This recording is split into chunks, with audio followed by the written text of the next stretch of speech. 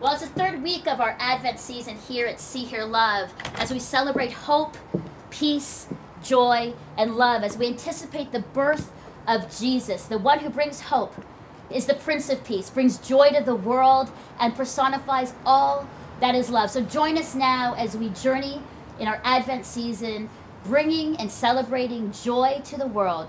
The Lord has come. That's coming up next on See Hear Love.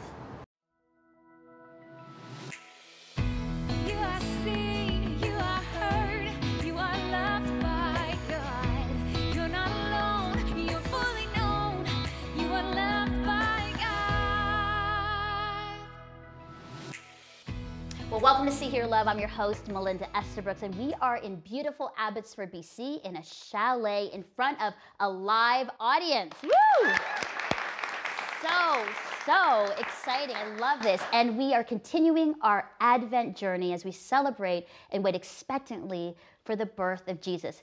The first week of Advent, we talked about hope, and we explained what the wreath means and the lighting of the candles as we go from light to darkness. In the second week, we talked about peace and conflict in the world and how the Prince of Peace brings peace and life to the world. And now our third week, we're talking about joy. Joy to the world. The Lord is coming. He is coming.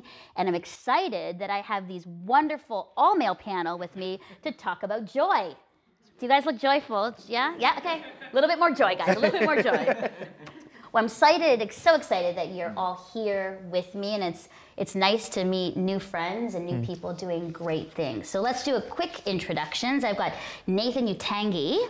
You are a former stage actor, and now you're a pastor in Vancouver, really focusing on people that are really isolated in community and marginalized. And I think you'll have a lot to say about joy in those spaces. So welcome. Thank you. Yes, and then Brian Doerksen, an award-winning singer and songwriter. You have 6 kids, 6 kids, 2 with special needs, and the most important, married to Joyce for 35 years. Congratulations. I think that's worth a clap. 35 years? Yes, congratulations. We have Jason Roberts. You're the executive director at Wagner Hills, which is a faith-based addiction treatment center, going strong for 38 years helping people. Yeah, welcome. Thank you so much for coming. And then we have Boz Poon. Went to prison for 10 years? Over your sentence. Okay. You're a pastor, author, and you traveled to Hong Kong to reach out to you through your teaching. We're really excited to have you all here. So thank you. And again, I know you'll have a lot to share about joy to the world. Now, to get us all warmed up about Christmas before we kind of dive into joy, I'm just going to throw out some really fun Christmas questions for you so we get to know a little bit more about who you are. So, Nathan, your favorite Christmas movie? Has to hands down be White Christmas. Oh. Yeah. Why? It is a tradition that my sister and I would watch almost every year. Christmas Eve after church service, we would go home and watch White Christmas. And so even though we're separated, she lives in Ontario, I'm living here in British Columbia, we still watch it every Christmas Eve. That's beautiful. Yeah. That's great. Okay, Brian, other than the baby Jesus, who is your favorite person or animal in the nativity scene?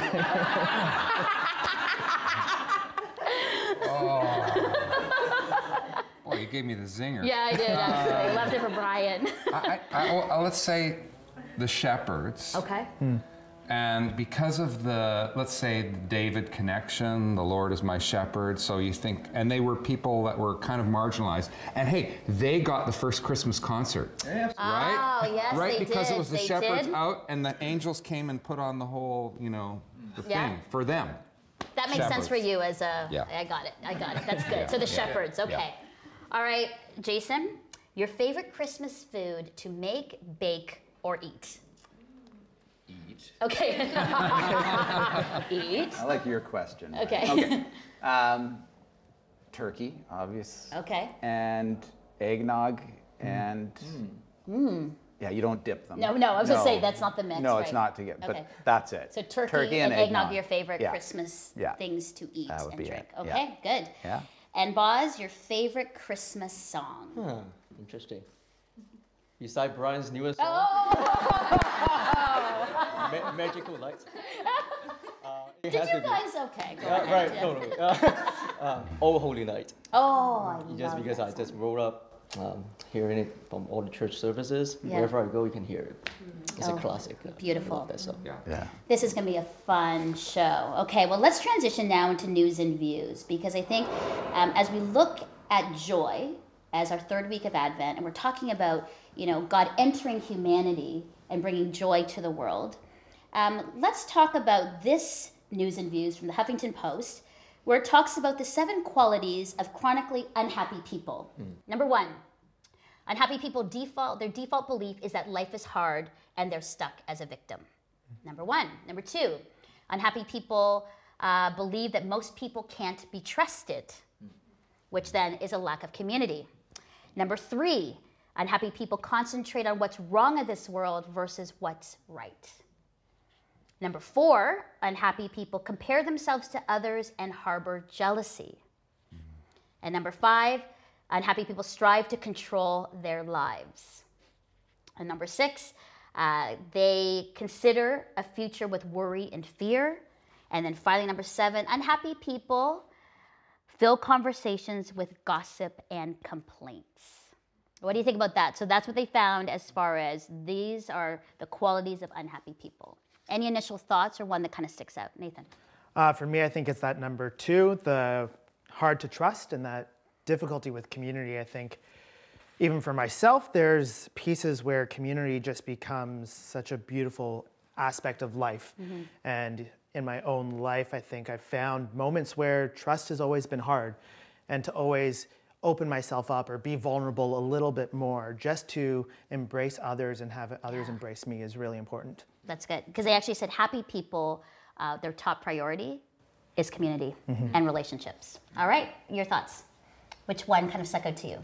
I think the victim one, the very first one. First one, yeah. Their default belief is that life is hard and they stay stuck a victim. Yeah.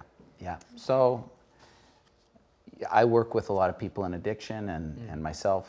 There's some of that in my past. So that was a big one for me, working through my stuff to break out of that victim mentality. That was huge.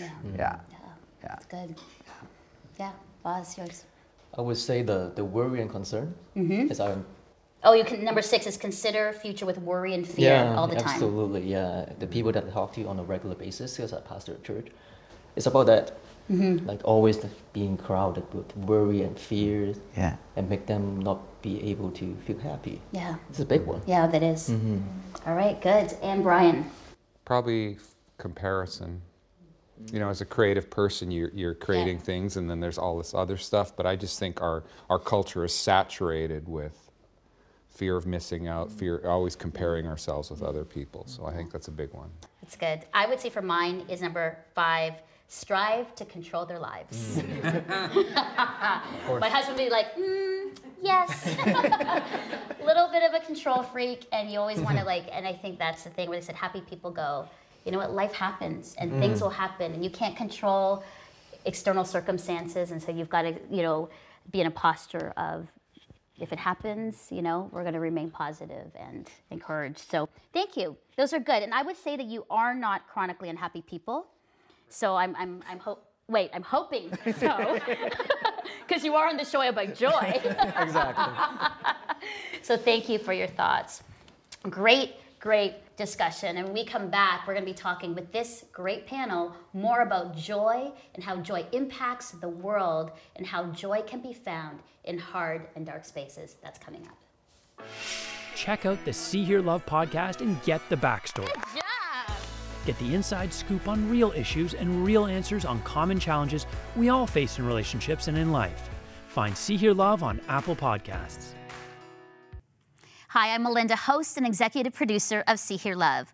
Well, today is our 3rd Advent show where we're talking about joy, this unexplainable joy that you can even find in dark spaces and circumstances. That God entering into our human story is a joyful story for me and for you and for the entire world.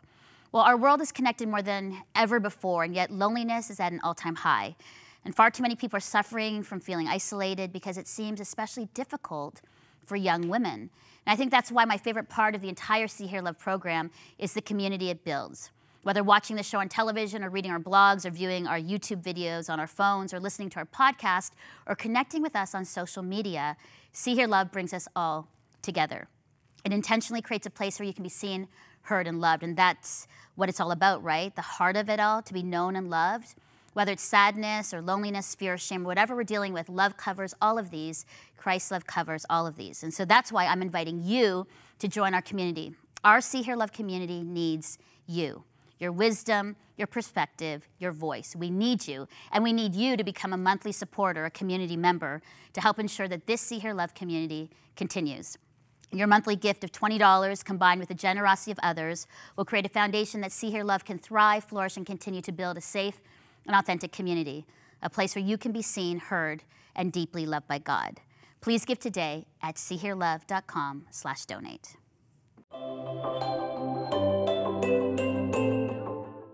Well, we're back with our panel discussion on joy, and glad to have you all here, that you're still here and you haven't left. All right, first question about joy as we celebrate our lighting of the third candle of joy.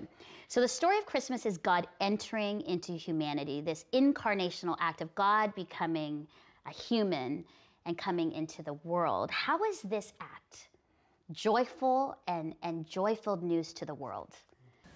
It's God with us. Mm-hmm. And that feeling, so much we wrestle with, there's something wrong with me, or I'm alone, or I'm different, or whatever. And the message and story of Christmas is that God is with all of us. Mm-hmm. And it's us, not God with me. Yes, he is with me. Mm-hmm. But I think this Emmanuel, God with us, is the most hopeful message that the world has ever known. So with us, and in my favorite verse of that, Isaiah 41:10, and will never and has never left us or forsaken us. He never will, right? It's good for the whole world. Nathan? Yeah, I'd like to spin off of that. I think in this idea of incarnational act of Jesus coming down, there's this piece where humanity matters, where you go back to Ezekiel's time and God is leaving, and the glory of God is leaving the temple. And after 400 years of silence, God is coming back and really addresses the fact that we as people, as the world, matter to him and is here. And that is just something that I think keeps speaking up about that joyful piece. Yeah, that we matter to him. That's joyful news, that we matter, right? We're not forgotten or discarded, but we matter to God. Yeah, beautiful. Us. I've been running around this year to speak to different crowd of people in different cities, and I've been talking about, like, different religions, right? And except for Christianity, all religions, all their gods is very far away. Except for Christianity, that a God is willing to come very close to us, with the fact to be with us, God with us. And I think this brings such a joy to the world, especially, like, I'm from Hong Kong, and you guys know the current situation in Hong Kong. I just came back from Hong Kong like 2-3 weeks ago. It's crazy, it's massive. But then there's this joyful news that I constantly wanted to give people, that, hey, you know what? Joy is still here with us, even though in the midst of brokenness and darkness and all that kind of stuff. So it's beautiful. Good.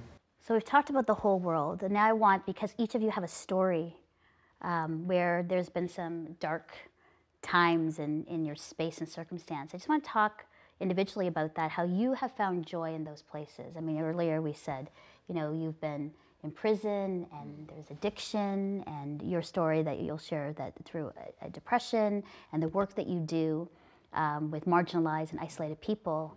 We need joy in each of these spaces, right? Just recently, over the past few weeks, I've been journeying with a guy who lost his house at the beginning of September. It burned down, and he's been kind of living on the streets, trying to ask friends for just a little bit of money to even stay in a hotel or a motel. And he's been really struggling. About 7 days before his place burnt down, he got baptized. And it was a pretty remarkable space where we got to witness a 2-year transformation, where he got to experience God and Jesus's love for him. And then this tragedy happens. This dark element of life just comes and overwhelms him. And even through the past 2 months that we've journeyed together in this, there's been this renewed heart that he's had, where people have shown up time and time again. And he's recognized that as Jesus being present with him. What I'm hearing you say is that joy to the world is, yes, Jesus coming, but joy to the world is people coming, right? People coming as hands and feet of Jesus to care and to provide, which really says a lot for us, that we are also the joy givers and extenders, right, of God's joy too. Beautiful. Awesome. Brian, for you, joy in your dark place. Well, it's interesting that it's so important that we do go, that we bring joy to people. But there's also lots of times in our life where we have to simply, when we are alone, then we have to trust that we are loved. And I can think of lots of situations in my life where circumstances have not worked out the way I wanted them to work out, and where people haven't been able to offer the help that I thought particularly I needed. And then I have to choose to go inward and trust there that the still small voice, that I'm still loved, that there's still hope.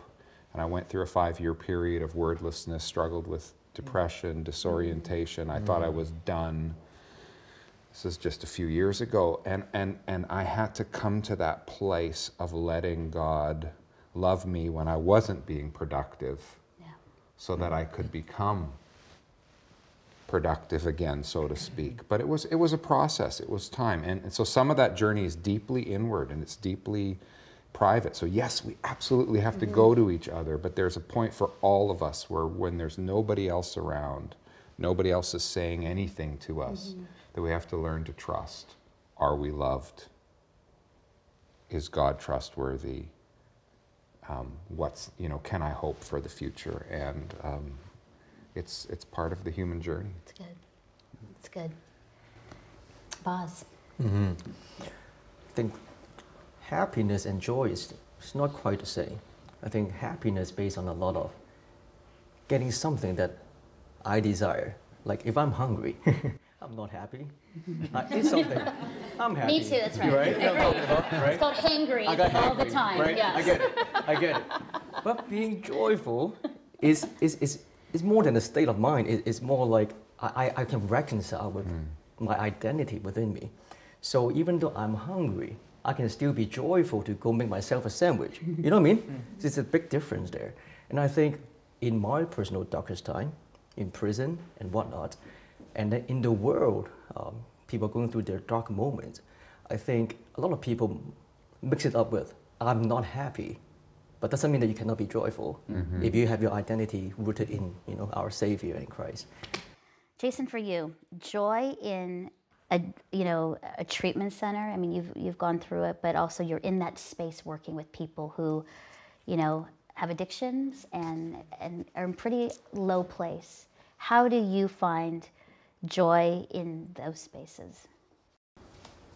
I think before I came to know Jesus, I would have mixed up happiness and joy as well, and happiness comes and goes. Joy is something that is, I feel is like in my foundation now because of what Jesus did in my life. And I do get to speak that quite often to men, mostly men and women in addiction. But I remember I lost a friend in the first few months that I had come to know Jesus. This was over 20 years ago. And there's a lot of people who had been praying for me for a long time. They didn't want to tell me that this friend had passed away. They were worried about how I was going to react. And the fact that there was such a real change in my heart and life because of what Jesus did when he came into my life, I had joy through a time where I shouldn't have had joy. It was amazing. It was one of those times where you realize this is what he does. Jason, that's beautiful as you talk about the joy of Christ in your life that makes the difference. So thankful for your thoughts. Beautiful thoughts. When we come back, we're going to be lighting the third candle here on the Advent wreath of joy. We're going to say a prayer, and we're going to hear this guy award-winning singer and songwriter Brian Doerksen play his song Come and Adore from his new Christmas album, The Heart of Christmas.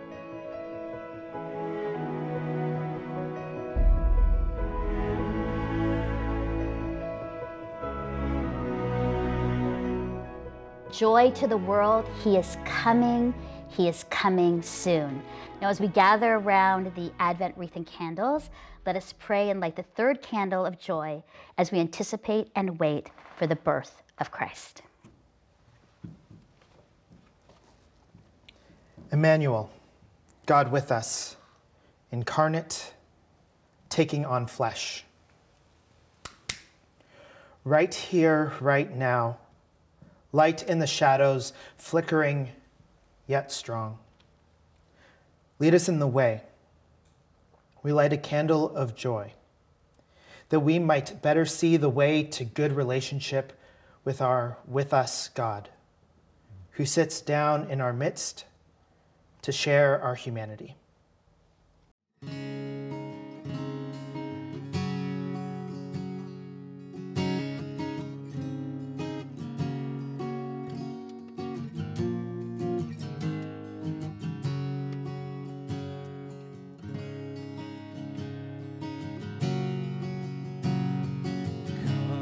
Adore Christ the Lord, follow the star, open your heart, come and adore Christ the Lord, Christ the newborn King.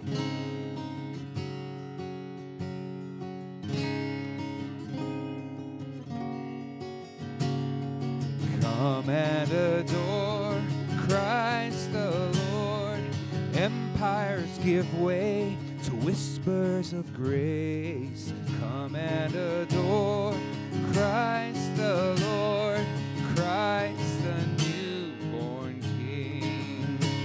Adore the one who comes to save, comes to save, comes to save. Adore the one who comes to save, Jesus the Prince of Peace.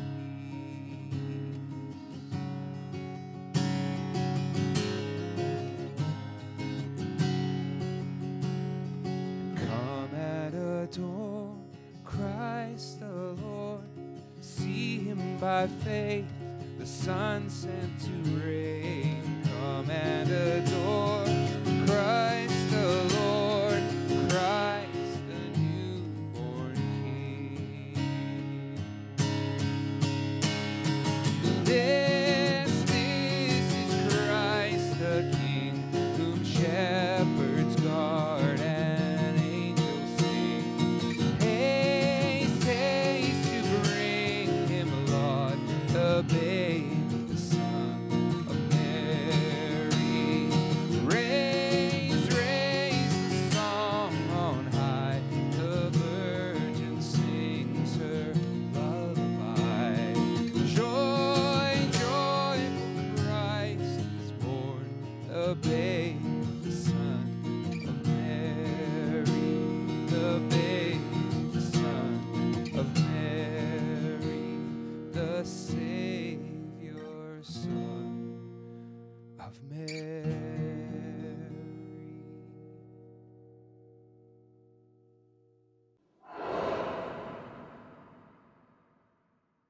Well, we have a few minutes left to talk about joy. And as you think about a friend or a family member or colleague or someone that you know that is in despair, that is actually unhappy or their lives are not filled with joy, what would you say to them today? Boz, I'm going to start with you. What would you say to them? Yeah, I would like to let them know that no matter whatever that they're going through, like there is someone, Jesus, love them so much that they can just run back to him. You know, the Christmas story is actually an ongoing story. It started about 2,000 years ago and it's still coming here every single year, actually every day. It's a never-ending life-giving force that we can find in the God that loves us so much. So put your trust in that and see miracles would happen. So put your trust in that. That's what faith is all about. Yeah, go ahead. Jason? I would say to someone out there who's trapped in something that's destructive, I'd say that there's a way out, and there is joy, because quite often when you're trapped in something like that, it feels so dark and so hopeless. But there is a way out, and we've been talking about him, and he does bring joy. Yeah. Thank you, and thank you for your good work. Thanks, Brian. Well, I'd say to maybe somebody who's struggling with grief or sadness at Christmas, maybe they're missing loved ones and Christmas isn't the same. First of all, that you don't have to change and deny that sadness. God is with you in your grief. God is with us in all of the stages of life, all the seasons of life. But that when God comes to be with us, there's that joy. I think of that scripture in Hebrews, for the joy set before him, he endured. You know, there are struggles, but there is joy that is coming, and the joy of reconnected relationship. So hang on. Yeah. Joy Hang is on. coming. Yes. Amen. That's encouraging. Thank you. Nathan. Yeah, I think about Christmas is a hard time for a lot of people, like you were saying, who just might have lost a loved one. And so I think the words of encouragement I'd probably give are that you are not alone. There are people here, and there's a God who was once away and now is back and is here for you. And so rest in that and know that, and it'll be okay. Yeah. Thank you all for your thoughts, your stories, Boz. I'm so glad you're out of prison now, and you can speak it. It's like a no-brainer, but I had to say it anyway. Boz and I used to get together in prison. Now he can come to my house. That's great. Amazing. But I say that because there's hope in that, right? That as you've come out of prison and now the work that you're doing as an author and a pastor, just affirm your good work and bringing joy in those places. So thank you for your life and your presence with us. Jason, thank you for the good and hard work you're doing in this recovery and treatment center with addictions. It's tough and hard. We'll be praying for you as you do this. 38 years is a good long time of commitment to people, and that's really wonderful. So thank you again for your good work and bringing joy into those places. So thank you. And Brian, for your music and for your words, and also just a reminder of that it can be a sad season, and people have lost loved ones this year or before, and it brings up those memories and feeling of loss. Thanks for that reminder to hang on. That joy is in the midst of that grief and pain. And you are very talented. And I'm so glad that you could play your music from your new album, The Heart of Christmas. I love that. The heart of Christmas is Jesus coming, so thank you. And Nathan, fun, joy. Bring lots of joy here. But for the work you do, thank you for that, because many people feel isolated this season and marginalized.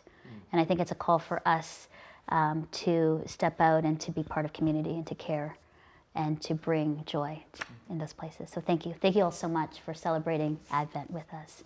And to you, our viewers, thank you, and listeners, for watching and listening today on our third show of Advent as we celebrate joy. Our hope here at See Her Love is that we will be a place for inspiration and of healing and forgiveness, and a place for you to find joy to the world. So if you want any information, go to seeherlove.com for content and blogs and to watch past shows, and we hope you do that. But also know that if you're feeling unhappy and you're feeling in despair, can we encourage you to go to the one who can bring you joy? As you heard these stories, hang on. Be encouraged. There's a way out. God will give you joy, not happiness in that way that's circumstantial, but deep joy in the midst of your despair. And so we thank you for being with us and celebrating this time with us. And always know that you are seen, heard, and deeply, deeply loved by God. Bye-bye.